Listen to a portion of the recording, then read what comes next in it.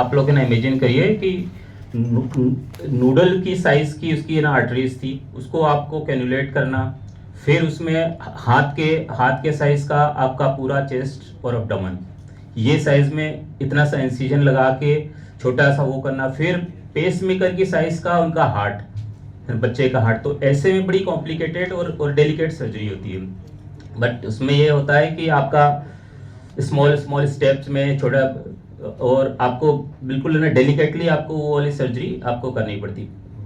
तो फिर हम लोगों ने उनका लेफ्ट साइड से चेस्ट खोल के एक पहले होती है पेसिंग लीड को इम्प्लांट किया जाता है, हार्ट के ऊपर स्टिच किया जाता है। हार्ट को स्टिच करने के बाद में उसको पेस मेकर से कनेक्ट किया जाता है। पेस मेकर हमने उनका अब्डोमेन के अंदर रखा, पेट के अंदर सेम इंसिजन से पेट में इंसिजन लगा के उसको रखा।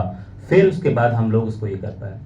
फिर जैसा कि 1.6 केजी का बच्चे में सारी चीज़ इतना स्मॉल होती है, तो ये सब चीज़ें इतनी आसान नहीं होती है। उसके लिए काफ़ी ना एक्सपर्टीज चाहिए होती है, एक्सपीरियंस चाहिए होता है। हम लोगों के सेंटर में हम लोग ऐसे ऐसे काफ़ी पेशेंट मतलब करते हैं, बट ये 1.6 केजी का हम लोगों का ये फर्स्ट पेशेंट था जो 2 केजी से कम का हो।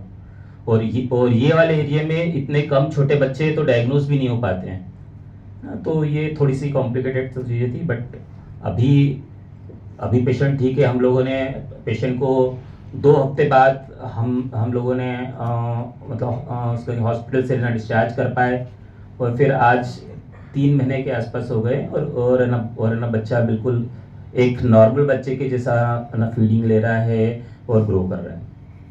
तो ये थोड़ा सा रहता है, बट ये बेसिकली तो टाइम पे डायग्नोस होना बड़ा ज़रूरी है। टाइम पे डायग्नोस होना, फिर उसको प्रॉपर ना ट्रीटमेंट और केयर मिलना, तो ये सब चीज़ें मतलब ज़रूरी होती है।